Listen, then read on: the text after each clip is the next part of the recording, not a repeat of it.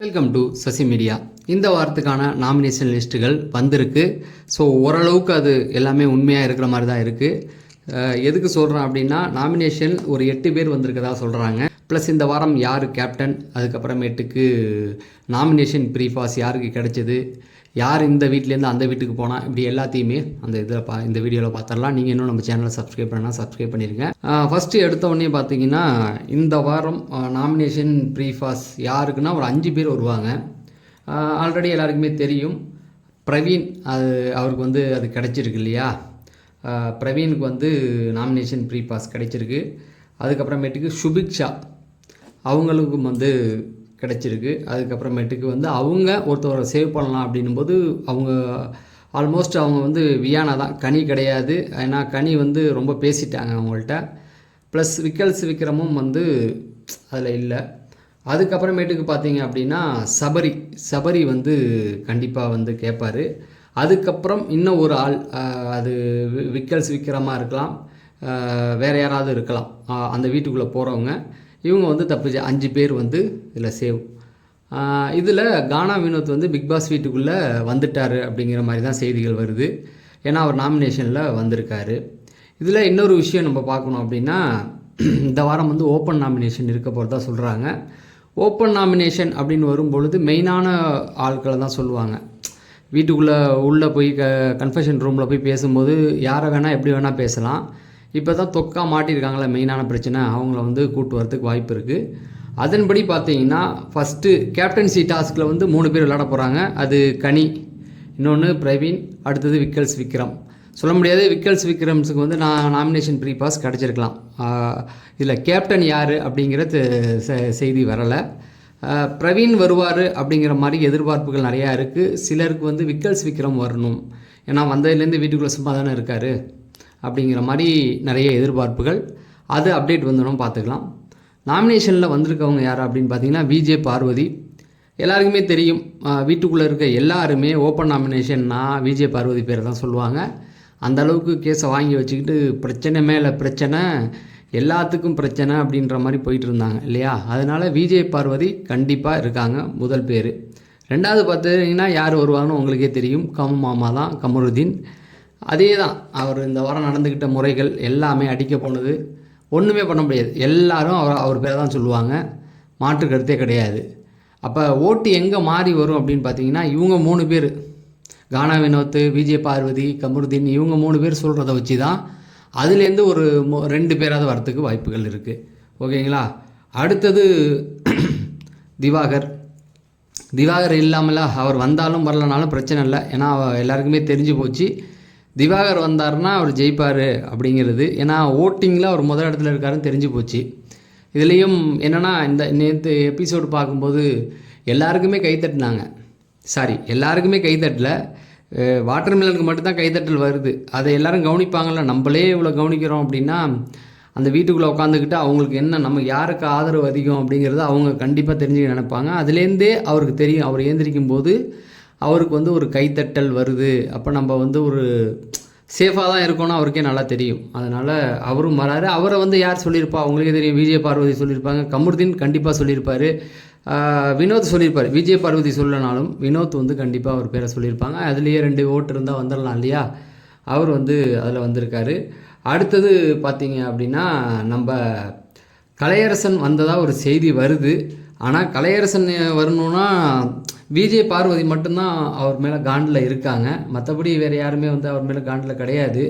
இருந்தாலும் அவர் வந்திருக்கதா சொல்கிறாங்க. ஆனால் கன்ஃபார்மாக வினோத் வந்துட்டார் அப்படிங்கிற மாதிரி சொல்கிறாங்க. ஏன்னா அந்த சுபிக்ஷா மேட்டரை இழுத்து அதை சொன்னது ரெஜிஸ்டர் ஆகிடுச்சு.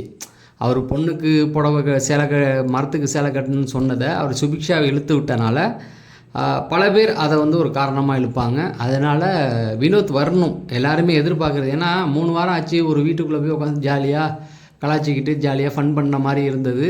அது கொஞ்சம் ஓவர் ஆகிடுச்சு. போன வாரம் விஜேஎஸ் பாராட்ட அவருக்கு என்ன ஆச்சு அப்படின்னா, நம்ம ஃபன்னாக எல்லாம் ஜாலியாக எடுத்துக்குவாங்க அப்படின்ற மாதிரி. அது இந்த வாரம் அவருக்கு புரிஞ்சிருக்கும். சீரியஸாக சில விஷயங்களை பேசக்கூடாது அப்படிங்கிறது. அவர் இயல்பாகவே ஜாலியான ஆள், பாட்டு பாடுறது எல்லாமே ஓகே தான். ஆனால் கமருதீன் கூட சேர்ந்துக்கிட்டு சில பிரச்சனைகள் பண்ணார், புரியுதுங்களா. வாண்டனா சில பிரச்சனைகளை அவராகவே போய் இழுத்தது, அவர் திவாகர் சொல்ல போகிறாரு அப்படின்னு சொன்னோன்னா அந்த சண்டைக்கு அப்புறம் அவரை போய் வழி மறைச்சி நீ போவாதன்னு பிடிச்சி இழுத்து கமருதீன் நேற்று சொல்கிறாள்ல எனக்கான ஸ்பேஸ் தரல துஷார் தரலன்னு சொல்கிறாள்ல அவங்க 2 பேரும் சேர்ந்து திவாகருக்கு கொடுத்தாங்களா? அவர் பேசிட்டு சண்டை போட்டு போகும்போது விட்டானுங்களா? என்கிட்ட பேசுகிறான்னு மூஞ்சை பிடிச்சி தள்ளினது, அதான் செஸ்ட்டை வச்சு மோதுனது, இதெல்லாம் வந்து அதான் பேச்சு ஒரு மாதிரியும் செய்கை ஒரு மாதிரியும் இருக்குது இவனுங்கள்ட்ட. அதில் தான் வினோத் மேலே காண்டானது. இல்லைனா வினோத் வந்து யாரும் பெருசாக சொல்ல போகிறதில்ல. பாதி பேருக்கு மேலே வினோத் மேலே ரொம்ப கடுப்பு வந்துருச்சு. நிறைய போன வாரம் பாராட்டினவங்கலாம் திட்ட ஆரம்பிச்சிட்டாங்க. அதனால் அவர் வந்துட்டார். வீட்டுக்குள்ளேயுமே அவருக்கு எதிராக ஆட்கள் வந்துட்டாங்க இல்லையா? அதுதான் அந்த ஒரு பிரச்சனையில் அவர் ஒழுங்காக இருந்திருந்தாவே நீ வந்துடு எதுக்கு வந்திருக்க, கமருதீன் கூட ஃப்ரெண்ட்ஷிப் ஓகேவாயா வந்திருக்க, உன் கதையில் நீ என்ன சொல்லிட்டு வர, என் பையனுடைய பிறந்தநாளை கூட நான் வந்துட்டு வரேன், அவனுக்காக ஒரு இது பண்ணணும், பொருளாதார நிலைமையை சேமிக்கணும் வந்து நின்றுட்டு நீ ஒரு கேங் சேர்த்துட்டு நீ பாசிட்டிவாக பாட்டு பாடி உன் பேரை காப்பாற்றி நீ பெரிய ஆளாக வெளில போ, கப்பு ஜெயிக்கலாலும் பாட்டு பாடியாவது வெளில ஃபேமஸ் ஆகல.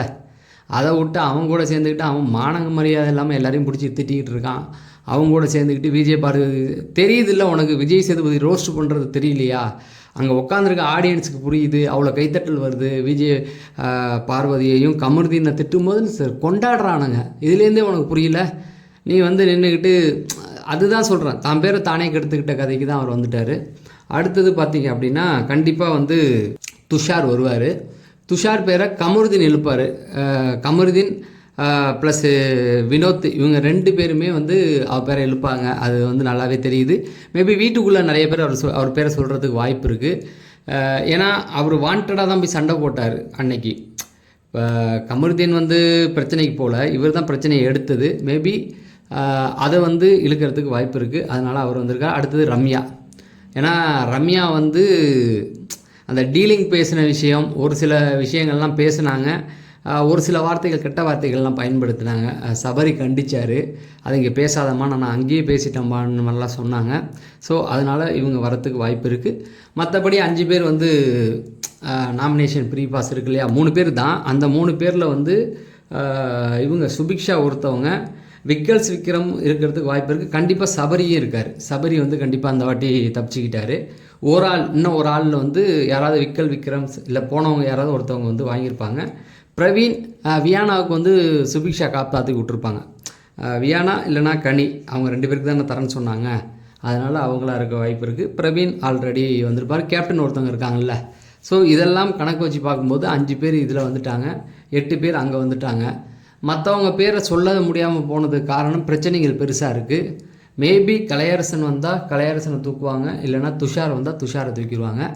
அடுத்து 3 ஓட்டிங், அடுத்த 3 வாரத்துக்கு யார் அப்படின்னு பார்த்தீங்கன்னா கலையரசன், துஷார், அரோரா, இவங்க 3 பேர் முடிஞ்சதுக்கப்புறம் தான் அடுத்த ஆட்கள் மேலே கையை வைப்பாங்க. அதில் எந்த மாற்று கருத்தும் கிடையாது. ஒயில்ட் கார்டு வந்ததுக்கப்புறமேட்டுக்கு இவங்க தப்பிக்கிறதுக்கு வாய்ப்பு இருக்குது. ஒயில்ட் கார்டில் வந்து அடுத்த வாரமே நாமினேஷனில் கொண்டு வருவாங்க. அடுத்த வாரம் வந்தால் நாமினேஷனில் கொண்டு வருவாங்க. அப்போ அந்த 5 பேரை தூக்குறது யார் கண்டென்ட் கொடுக்குறாங்களோ அவங்கள தவிர பாக்கி எல்லாரையுமே தூக்குறதுக்கு நிறைய வாய்ப்புகள் இருக்குது. இதுதான் இப்போ போயிட்டுருக்கு. ஸோ இதில் லிஸ்ட்டு மாறுறதுக்கு வாய்ப்பு இருக்குது. ஏன்னா இப்போ நம்ம கொடுக்குறோன்னா இப்போ வந்திருக்க செய்தியில் இதில் 3/4 பேர் வரத்துக்கு வாய்ப்பு இருக்குது.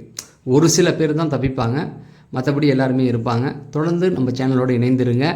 நம்ம 3 மணிக்கு ஒரு வீடியோ போடுவோம். நம்ம சேனலில் சப்ஸ்கிரைப் பண்ணால் சப்ஸ்கிரைப் பண்ணுங்கள், இந்த வீடியோவை லைக் பண்ணுங்கள். நம்ம 3 மணிக்கு சந்திப்போம். நன்றி, வணக்கம்.